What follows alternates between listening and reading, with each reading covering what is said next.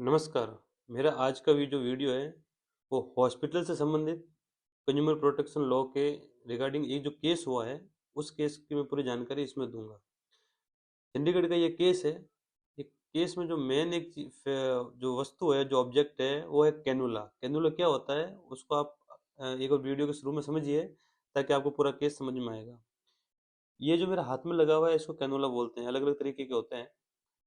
तो मुझे कुछ इन्फेक्शंस हो रहे हैं, उस वजह से डॉक्टर ने मेरे को लगाया है और इसी के द्वारा कोई भी अगर दवाई मेरे को इंसर्ट करनी होती है तो इसी के द्वारा की जाती है। तो ऐसे ही मामला चंडीगढ़ का है, जहाँ पे एक मोहाली की एक महिला होती है, 45 वर्षीय महिला होती है। वो एक हॉस्पिटल में जाती है। उसको गैस्ट्रो संबंधी प्रॉब्लम होती है, उल्टी होना, सर दर्द होना, चक्कर आना, इस तरीके की प्रॉब्लम होती है। तो वो हॉस्पिटल में जाती है। तो उसका जब 2020 की ये घटना है, तो उसमें जब जो उसका ट्रीटमेंट होता है तो उसको भी दवाइयाँ इंसर्ट करने के लिए कैनुला लगाया जाता है। उस कैनुला को लगाने की वजह से जो 2-3 दिन बाद महिला को दर्द होता है, उसके हाथ में प्रॉब्लम्स होती है, सूजन आने लगती है और डॉक्टर उसको अच्छे से केयर नहीं करते। वो बताती है मुझे दर्द हो रहा है, मुझे प्रॉब्लम हो रही है, तो उसको इतना सीरियसली नहीं लेते हैं, जिस कारण से उस महिला का जो हाथ है वो पूरा उसमें प्रॉब्लम हो जाती है। उसके बाद में ऑपरेशन करना पड़ता है। जब ऑपरेशन भी बीच में उस जब कॉम्प्लिकेशंस ज़्यादा हो जाते हैं तो चंडीगढ़ पीजीआई रेफर किया जाता है। तो मामला लंबा है, लेकिन मैं शॉर्ट में इतना समझा रहा हूँ कि इस पूरे केस में महिला का उस हाथ में दिक्कत हो जाती है और वो जो इंफेक्शन की वजह से, उस लापरवाही की वजह से उस महिला की 4 उँगलियों को काटना पड़ता है, जिससे 85% डिसेबिलिटी उस महिला को हो जाती है। जब ये घटना हो जाती है तब महिला कंज्यूमर फॉर्म में जाती है, डिस्ट्रिक्ट कंज्यूमर फॉर्म में चंडीगढ़ के।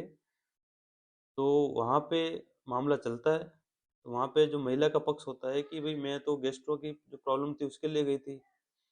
लेकिन ये जो कैनुला को गलत तरीके से लगाने की वजह से, कैनुला के संबंध लापरवाही होने की वजह से मेरी 4 उँगलियाँ काटनी पड़ी।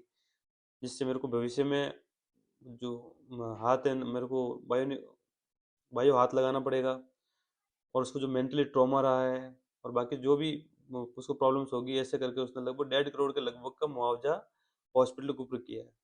हॉस्पिटल का कहना था कि जब ऑपरेशन हो रहा था तो हमने इनकी लिखित सहमति ली। सहमति के बाद ही हमने इनका इसका ऑपरेशन शुरू किया और जब कॉम्प्लिकेशन हुआ तो पीजीआई रेफर किया। लेकिन जब पूरे केस में जो कंज्यूमर फॉर्म है, डिस्ट्रिक्ट कंज्यूमर फॉर्म ने माना कि इसमें डॉक्टरों डॉक्टरों की लापरवाही थी, उस दुर्घटना से बचा जा सकता था, महिला के जो हाथ के नुकसान को बचाया जा सकता था, लेकिन डॉक्टर ने इसमें लापरवाही बरती। तो वहाँ के जो 3 डॉक्टर्स थे उनके ऊपर उनको एक्चुअली महिला ने तो कंज्यूमर फॉर्म में 1.5 करोड़ के लगभग का मुआवजा दिया था, लेकिन जो कंज्यूमर फॉर्म है उन्होंने 50 लाख का मुआवजा महिला को देने का डिसीजन दिया है। और अगर वो 45 दिन के अंदर ये पैसा पे करने का ऑर्डर दिया है और नहीं हो तो 9% पर ईयर के इंटरेस्ट से महिला को, अगर इसमें डिले होगा 45 दिन से ज़्यादा, तो इंटरेस्ट के साथ पे करना पड़ेगा।